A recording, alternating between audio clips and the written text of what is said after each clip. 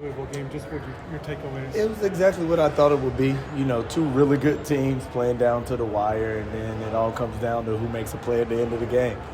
Conwell came up with two big plays to kind of create the separation. SMU missed, and sometimes that's just how the game goes. But for me, it's always exciting when you get the opportunity to play somebody who beat you and get a second chance and a second crack at it. Do you feel like your guys want that too, or they're looking forward to that? Yeah. I think our guys are kind of wired that way. Also, I think they're just excited to be here and to get in the swing of the tournament and get able to play and then play somebody who you just played and coming off a big-time game and get another opportunity to compete against them. And go with. Defensively, you obviously talked about that last game. Yeah. Is there something in particular that stands out to you, watching it back, thinking about it, that you guys got to be better at? It was a lot of things. I think if we can clean those things up, well, hopefully we can have a better defensive performance than we had against them. Time you give up 92 points, it's an F. But I think there's a few things that we can clean up that can put us back where we need to be.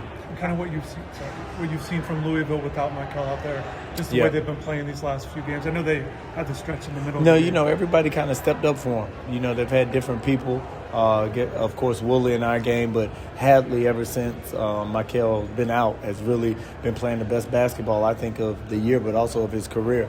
And then Conwell is Conwell. And McNeely's been scoring in the ACC forever. So they have really good players. I think with Michael out, all of them have kind of stepped up and elevated their roles and their play.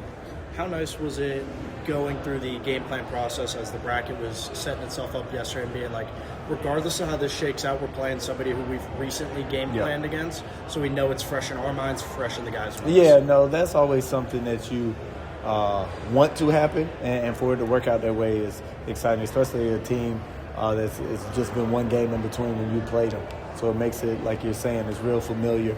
And it was our last game, so our guys should be fresh in the prep. And some of the stuff that we saw in that game that hurt us is all we've been working on because we knew that this could be the opportunity to play them again. Pat Kelsey Hoops is notorious for being fast and physical. We saw that on full display. There were bodies flying all over the court. Yeah. Was that something that maybe took the guys a little by surprise last week, and then now being like, okay, now we know that this is what's coming? No, I think, I just think it was the start that shocked us, you know what I mean? And the shooting and the shot making, which they've always been capable of, and they've done it all year. But they made some good ones. But to be honest with you, we gave them what I like to call dare shots. They were uncontested, wide open threes. And so if we can do a better job of cleaning that up, and if we could get that 10, 12 minutes back at the start of the game, I think it's a different game.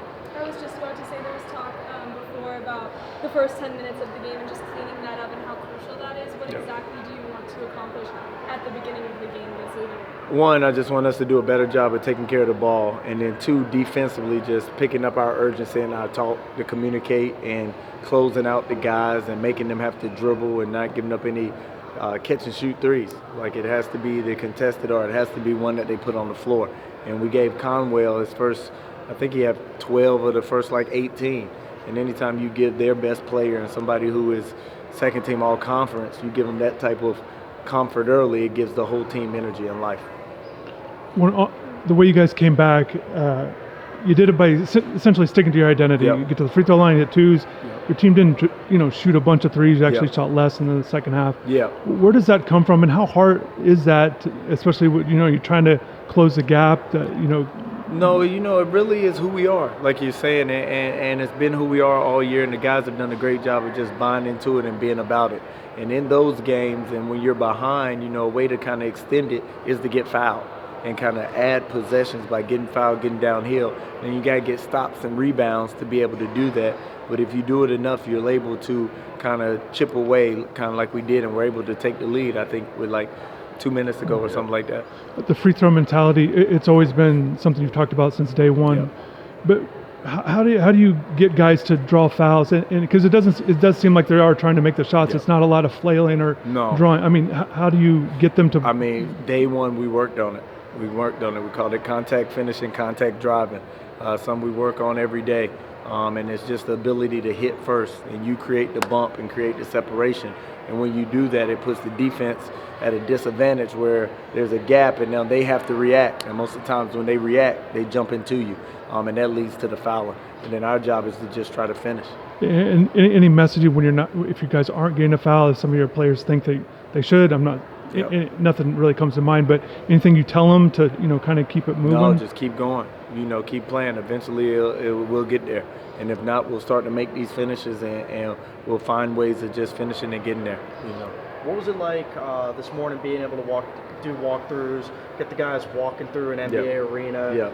It's March. We're playing playoff basketball. So what was that like? What was the vibe? It was good because a bunch of our guys had never been in this moment and never been in this environment. And I was telling somebody, I've had the benefit and been blessed my last 2 jobs where we played these games, like game 1, play at Madison Square Garden, or you play somewhere big, and you just understand what it means to these guys to be like they're all like you walk in and you see it and they realize like the excitement kicks in. Where you kind of forget that feeling, and I was excited for them because you could see them being excited about it. With players like Malik and Ernest, they're all ACC honors. Can you talk a little bit about the leadership that those two have brought to the team, and Trey?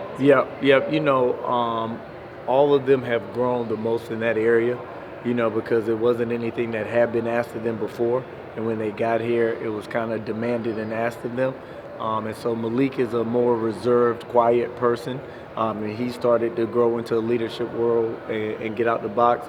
Ernest is a loud and talkative person, but he's never been seen as a leader, asked to actually lead. And he's the guy on the team who I feel everyone kind of follows and go. And then Trey has just a watch me and I'll show you, but you also have to have it where as a point guard you have to be vocal and be able to communicate it. So they've all gotten better in those aspects of their own of leading, and it's helped us. Honestly, it has. And with one of the biggest storylines being how quickly this program has turned around with your leadership, what's a message that you want to keep as we go into the next season and next year and also into playoff basketball? Just for us, this is who we are. This is who we'll always be. And for me, I want to make sure that this program and the university, we're always in this situation to have double buys and be competitive, but we're going to play a fun brand. We're going to play an exciting brand. We're going to be competitive. We're going to fight tooth and nail for every possession, and we'll be fun to watch. And I think that showed this year, and it'll continue to show throughout our time here. I wanted to ask you about in-game adjustments. You've talked about all season for different reasons. I'm curious about how they get formulated. Is it something sometimes either you think about it, you go to your staff, do they come to you, do player input? If you could just talk about maybe how things go in the middle of the game. It's a little bit of everything. Usually you go into the game with like 3 plans, depending on how the game goes. And then something happens within the game and you see something, and then you're like, all right, let's go with that. And then you ask the staff and talk to the staff. And then I'm big when I go in the huddle. I'll ask the players, like, what do you see out there? What do you feel? And then we'll just kind of go from there. But, it all depends. Like, there's always different, contingencies depending on how the game goes and what's going on. Always is, all right, we'll try zone, we'll try man, we'll try switching, we'll try all this stuff and see what kind of works. And then once we find it, we kind of stick with it, and then we can adapt and adjust from there. It seems like your play. There's times one possession will come down man, maybe you flip to zone, maybe even flip it back. Your players have to be able to respond to that. Is that part of just being veterans? Some of them, just the way we practice. Okay. The way we practice and the way we go about it.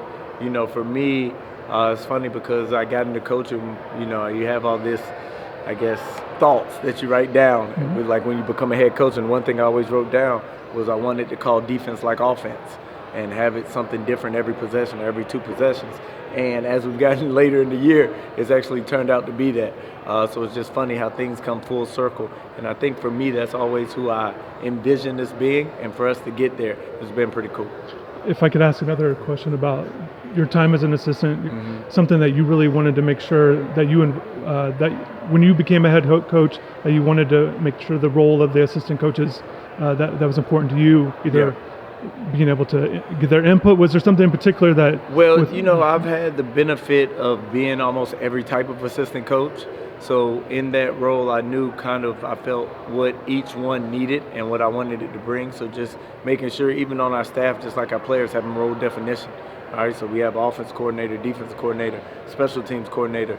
We have a guards coach, wing coach, bigs coach. So it's a lot of things that I've done and taken that I have been able to do and bring it to the staff and set my staff up and set the program up kind of the way I wanted it to. So everybody has a kind of role and something that they're responsible for.